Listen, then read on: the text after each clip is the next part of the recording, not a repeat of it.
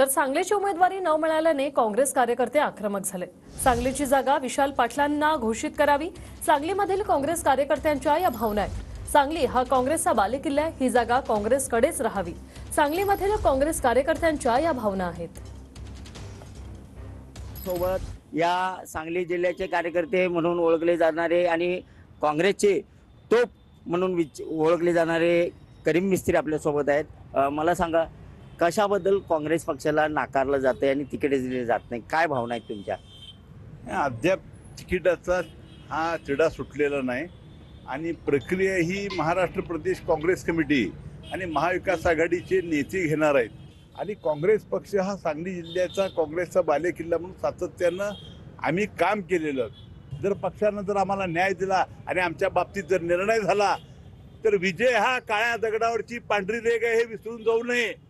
नेमकं जे साहेब ज्यांना कळायचं आहे त्यांना कळलेलं आहे, ज्यांनी बिलं भागवली त्यांच्या सभेची तेच करायला लागले। जे सांगायला काय नवीन काय आहे, फक्त योग्य वेळ आल्यानंतर ती सांगू। पण ही जे बोरका पांघरलेले लोक, ह्यांचा बोरकाही फाटल। हे तिकीट एकदा जाहीर झालं की यांचाही बोरका फाटतो। आपल्याबरोबर आशिष कोरी, पुन्हा एकदा मी तुम्हाला प्रश्न विचारतोय, हे तर राजकारण केलं जातंय का सांगलीच्या काँग्रेसच्या जागेच्या बाबतीत? 100% हे राजकारण गेल्या 1.5 वर्षापासून सुरू आहे। ह्याची आज मी पहिल्यांदा खुलासा करतो।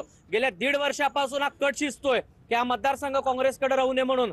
पण मी आज या निमित्तानं विनंती करतोय की सांगलीकडे सांगली मतदारसंघ हा काँग्रेसकडे राहावा। ही जबाबदारी काय केवळ एकट्या विश्वजित कदम साहेबांची किंवा नानाभाऊ पटोलेंची नाही, एमपीसीसी मध्ये जे बसलेले नेते आहेत, जे राज्याचे नेते म्हणून फिरतायत, त्यांना सुद्धा माझी विनंती आहे की तुम्हाला तुमच्या भागामध्ये उमेदवारी जाहीर झाल्यामुळे कामं असतील, तुम्हाला त्या भागामध्ये प्रचार करायचा आहे, पण सांगलीचा मतदारसंघ काँग्रेसकडे राहावा यासाठी तुम्ही सुद्धा प्रयत्न केले पाहिजेत। कॅमेरामन योगेश सोबत मी शंकर देवकुळे, TV9 मराठी।